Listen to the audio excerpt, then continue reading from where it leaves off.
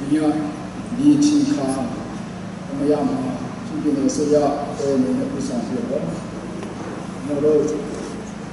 ဘောကောက်မှာအခင်းကြီးတော့ပေါ်လာတဲ့ Christmas Day 19နေ့ဒီဇင်ဘာလ10ရက်နေ့မှာကျော်လာကြတဲ့နေ့ဆိုအားလုံးပြီးတော့ရဲ့တေဆောင်လာတဲ့ဒီတက်ချင်းဝမ်းမြောက်ခြင်းကိုအားလုံးခံစားကြပါစေလို့ဆုတောင်းမေတ္တာပို့တာပါဟဲ့ပထမဦးဆုံးကျက်စာပိုက်လေးဖတ်ပြပါမယ်စီမတဲ့အခန်းကြီး1ငွေ6အိုဇူဒပြည်ဗေဒလီမြို့အစိုးရဇူဒမြို့တွင်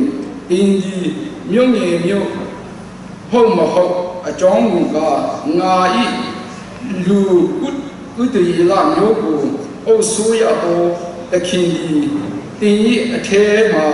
ပေါ်ထင်းလာတဲ့ခုကျန်းစာမှာပါစီတဲ့အတိုင်းသူကြောင့်ယူဒဤဘေဒလီမြို့၌ခရစ်တော်ကိုပွားမြင်ရမည်ဟုမင်းကြီးအားပြန်ကြားဆုတ်ထားကြ၏ဒီကနေ့ခရစ်တော်လောကမှာကြွလာတဲ့အခါမှာအဲဒီချိန်မှာဦးထင်းကြီးနဲ့ယာကုပ်ပညတ်စင်ကြီးကအတွေ့ပါတော့တရင်ကောင်းဖြစ်ပါလေ။ဟုတ်ပေမဲ့အဲ့တော့ဒီကြီးအတွေ့ကတော့တရင်ဆိုးဖြစ်ပါလေ။ဒါကြောင့်လောကမှာဘုရားသခင်ကတည်းကခင်ခရစ်တော်ကြော်စုပ်လာတာဟာကျွန်တော်တို့လောကီသားရဲ့အပြစ်ကိုကယ်တင်ဖို့အတွက်လောကမှာညီတဲ့ချင်းနဲ့ဝမ်းမြောက်ခြင်းကိုတည်ဆောင်လာတာဖြစ်ပါတယ်။ဒါကြောင့်ဒီနေ့ဒီအချိန်ခါမှာကျွန်တော်တို့တိုင်းပြည်အနေနဲ့စဉ်းစားနေဆိုရင်ဒီတိုင်းမှာဒီတိုင်းပြည်မှာဆိုတိုင်းပြည်ရင်းချင်မရှိရင်ဇီဝရေးအနေနဲ့တော်တော်ဘာသာရေးအနေနဲ့တော်တော်ခေတ်ပေါင်းစုံနိုင်ငံရေးအနေနဲ့တော်တော်တိုင်းပြည်အတွက်အခက်အခဲဒုက္ခရောက်တာကိုအားလုံးအသိပဲဖြစ်ပါတယ်။ဒါကြောင့်ဒီနေ့ဒီအချိန်ခါမှာသခင်ခရစ်တော်ကြော်ရောက်လာတာဝမ်းမြောက်ခြင်းနဲ့ညီတဲ့ခြင်းကိုလောကီသားတွေအတွက်တည်ဆောင်လာခြင်းဖြစ်ပါတယ်။ဒါကြောင့်ဒီနေ့ဒီအချိန်ခါမှာကျွန်တော်တို့တိုင်းပြည်ဟာနိုင်ငံကြီးအတေးအဆုံးမခံတဲ့အချိန်ကြီးဖြစ်ပါတယ်။ဒါကြောင့်ဒီကနေ့အထူးသဖြင့်ကြော်လာတဲ့ဇာတော်ကြီးများအနေနဲ့တိုင်းပြည်ညီတဲ့ခြင်းနဲ့ဝမ်းမြောက်ခြင်းရရှိနိုင်ခြင်းအတွက်အဓိကကျွန်တော်တို့တိုင်းပြည်အတွက်ဆုတောင်းပေးဖို့ကိုအဓိကဖိတ်ခေါ်လိုပါတယ်။ဒါကြောင့်ဒီနေ့ဒီအချိန်ကမှာကဘာကကြားလို့မကောင်းအောင်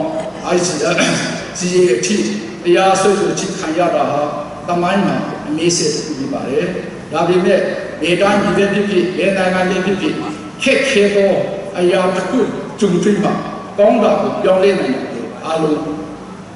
အတိဖြစ်ပါတယ်။ဒါကြောင့်ကျွန်တော်တို့တိုင်းပြည်ကဘာမှာ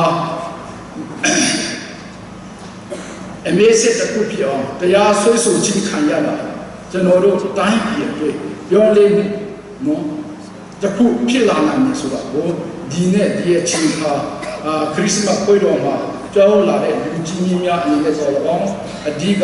ဇာတော်ကြီးများဆိုကြည့်ရအနေနဲ့တိုင်းပြည်အတွက်ကိုအများကြီးစွတောင်းပေးဖို့ကိုဖိတ်ခေါ်လိုပါတယ်။ဒါကြောင့်ဒီနေ့အစိုးရအဖွဲ့အနေနဲ့လူဆောင်ပြီးတော့ခရစ်စမတ်ပွဲလောက်တာဟာတာမန်ပြုပွဲစားပွဲမဟုတ်ဘဲနဲ့ကျွန်တော်တို့တိုင်းပြည်ရဲ့အေးချမ်းသာယာကြီးပြောင်းလဲမှုဖြစ်စေနိုင်ဖို့အတွက်ဒီညချင်းချင်းရဲ့အစိုးရအနေနဲ့လုပ်ပေးတာဟာတန်ဖိုးစီးနေတယ်လို့ကျွန်တော်အနေနဲ့ယုံကြည်ပြည့်စုံချက်အများကြီးရှိပါတယ်။ဒါကြောင့်ကျွန်တော်တို့ယုံကြည်သူများအနေနဲ့ခရစ်တော်ကကဘာမှာကျွန်တော်တို့လောကီသားတွေအပြစ်ကိုကယ်တင်ရန်ကြောက်ရွံ့လာတယ်လို့ကျွန်တော်တို့ယုံကြည်သူများအနေနဲ့တိုင်းပြည်အေးချမ်းသာယာဖို့အတွက်အားလုံးစွတောင်းမှာတိုင်းပြည်ဟာတနေ့နဲ့တစ်ချိန်ချင်းမကြေဘောကာလမှာအေးချမ်းသာယာပြီးတကယ်ပြောင်းလဲနိုင်တဲ့နိုင်ငံတော်ကြီးဖြစ်လာနိုင်မယ်ဆိုတာကိုဒီည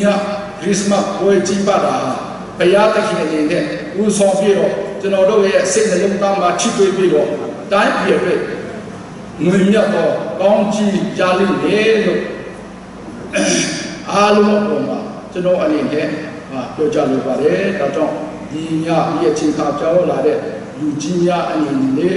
ဘုရားသခင်ရဲ့ညီတဲ့ချင်းနဲ့ဝမ်းမြောက်ခြင်းကိုအားလုံးနှလုံးသားမှာချစ်တွေ့ပြီးတော့ခံစားကြပါစေလို့ဆုတောင်းမေတ္တာပို့တာရင်းနဲ့ညီကုန်းထုတ်ပါတယ်အားလုံးပါချီးတင်ပါတယ်